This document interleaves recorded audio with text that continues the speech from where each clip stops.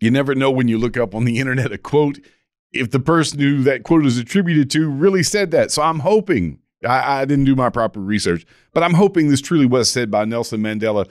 And we're talking about courage here, and he's one to talk about it for sure. Nelson Mandela apparently at one point said something to the effect of, courage is not the absence of fear, but the triumph over it. The brave man is not he who does not feel afraid, but he who conquers that fear. Let's talk about courage in the face of your friends. I'm Zach. This is The Average Christian, a project about what it means to have a relationship with God, how to live that out in practical terms. Now then, courage in the face of your friends. What in the world are you talking about? Well, this is the one that doesn't look as courageous. And I'll use David as an example, and you can follow with me. You can read about him in 1st and 2nd Samuel, but we're going to look primarily at 1 Samuel, ending up in, starting in chapter 16, ending up in chapter 24. And let's show courage to hold a standard no matter what people thought about it, because this doesn't look courageous. David looks like a coward. This is the same guy who defeated Goliath, and you need to go back in 1 Samuel 17 and read about that and see the courage he showed there. Now, this same guy who defeated this giant that the King Saul was scared of is now running from Saul. So you understand what I'm saying? The king who was afraid of the giant Goliath, the Philistine, wouldn't fight. David stepped up and fought. Now Saul becomes his enemy and David's running from him. Doesn't make much sense. In chapter 16 of 1 Samuel in verse 13, you read the following: when he was chosen, David, to be the next king over Israel, Samuel took the horn of oil and anointed him in the midst of his brothers. And the Spirit of the Lord rushed upon David from that day forward. And Samuel rose up and went to Ramah. We'll come back to that in just a few moments. The relationship started off great. David is chosen as a next king, but he becomes a player of music for Saul to soothe him while he's tormented by this spirit that God has sent him. He also becomes a valiant warrior, and Saul promotes him to make him, put him over the mighty warriors. In chapter 16 and chapter 17, he kills Goliath. He's promoted, in chapter 18. And then Saul's hatred begins for David. They come home together from war at one point, and women who can either pump a man up or drop him to his knees. The women are singing about Saul killing his thousands and David his 10,000s, and the jealousy starts. And from that day forward, Saul is eyeing David and wants to kill him, and does try to kill him. He tries to kill him twice. While he's playing this music to soothe Saul, he tries to kill him twice with a spear on that occasion. He tries to get David to marry one of his daughters, because that's going to be a trick to get him to go out to war and die at the hands of the Philistines. So he's plotting on him. David is starting to figure this out. He demoted David after giving him these mighty, valiant warriors. He promotes him to over 1,000, I think it was. Tries to kill him with the spear again in chapter 18, warned by his wife that he needed to escape. So then he takes off running from Saul. And this goes on for multiple chapters here, starting in chapter 19. David told Jonathan at one point in chapter 20 and verse 3 that he knew he was a step away from death. He was to continue running. Some priests end up helping him out. They are murdered by Saul because they helped Saul's perceived enemy here, who's running from him, who has not fought at all. David shows this courage in chapter 24, as I said, we're going to end up, that looks cowardly. Okay, so David has picked up 400 men that's turned into 600 men, and they're in this cave in En-Gedi. And they've all been running. Did a little bit of fighting a few chapters before that, but they've been running, and now Saul is at the mouth of this cave and goes in this cave to relieve himself.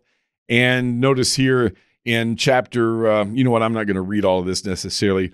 The men that are with David recognize this and say, look, this, and they're confused, but they say, look, this is the opportunity that God was talking about, that he's going to hand your enemies over to you. Here is Saul in this cave. He has no idea we're here. Now you can kill him, is essentially what they're saying.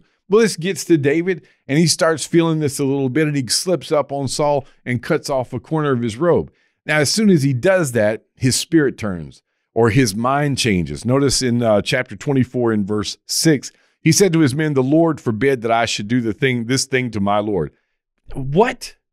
The same guy that's been chasing you around, who's the supposed king that you're going to take the place of, you're going to call him Lord in the lower L sense, if you will, the way they referred to kings in those days. The Lord's anointed is what he calls him, to put my hand against him, seeing he is the Lord's anointed. See, there's a standard. David is not willing to kill the man that has been anointed by God king over Israel. No matter what he's done, he'll keep running. He knows he's next in line, but that's the standard. Now, if you are the guys in the cave who've been running with David, you have got to be pulling your hair out. He is here. He doesn't know. Perfect opportunity. It looks like a fulfillment of what God has told you about giving your enemies into your hand. Why are you afraid? Must have crossed their mind. I would assume it did. Why would you not take this opportunity? Why are you still calling him Lord? Why are you calling him God's anointed? This is how God's anointed acts. When you go on to chapter 24 and verse 9, notice he comes out of the cave. Let's see here. Yeah, chapter 24 and verse 9. David said to Saul, I went too far. Give me just a second. David leaves the cave. That's what I wanted to say in verse 8. Notice when he leaves the cave. Afterward, David also arose and went out of the cave and called after Saul, my Lord the king. Here we go again with that talk. When Saul looked behind him, David bowed with his face to the earth and paid homage. Now he's bowing. First, he's calling him Lord, calling him king. Now he's bowing down. You would think, too, a guy, if we were slick enough to sneak up behind the guy that's been chasing us and cut off a corner of his robe and come out of the cave with it, you know how we would use it. We would use it to look awesome and say, look, I could have killed you. I'm the man, and I spared your life. You need to be thankful to me and bow down. Here, David is bowing down, doing stuff that makes you look like a coward, and he refuses to harm God's anointed. He actually pleads with Saul in verse 9. David said to Saul, why do you listen to the words of the men who say, behold, David seeks your harm?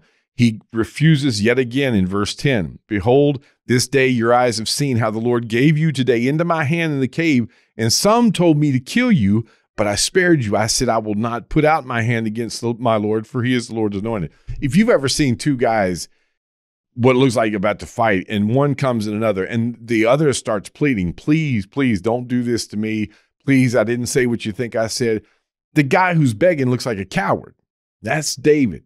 He's begging, he's pleading, he's trying to make sense. I could have killed you in the cave. I want you to know I mean you no harm. So take this as a sign that I'm not what they say I am. And so he shows him the corner in verse 11, and then he does it again. My father. He's talking to Saul and calls him father.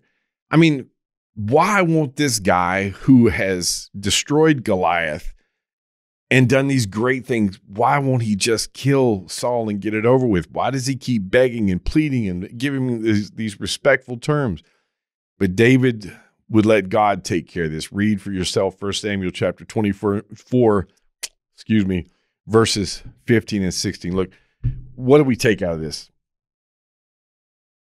Sometimes there was somebody who said something to the effect of, it takes great courage to stand up in the face of your enemies.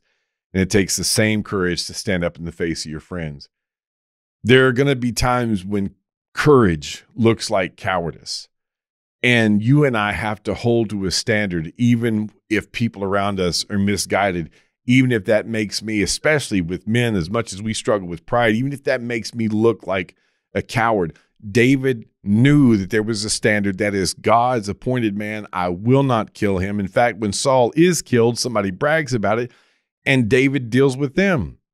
It's just not how you operate. It's not a godly thing to do. So there has to be a standard that I hold to, even when my friends don't understand it, even when it makes me look bad. I'm not going to go against God. I'm not going to go against this standard, no matter how it looks, no matter what people may think or what they may make up about me. And so hopefully this is just maybe not the shortest lesson, but a quick lesson from David to remind us to be courageous. And its courage is not just in the face of enemies, sometimes in the face of friends. I want to thank you for being with us today. If you're watching on YouTube and you haven't subscribed already, you can hit this button below. Keep up with our releases. Again, like the video if it helped you. And also, if you want to see what YouTube recommends, it's over here next to me. And our last release is there as well. For our podcast listeners, thank you for listening and being with us. Please subscribe, rate, and review everybody. If this will help another person, share it with them some way, somehow.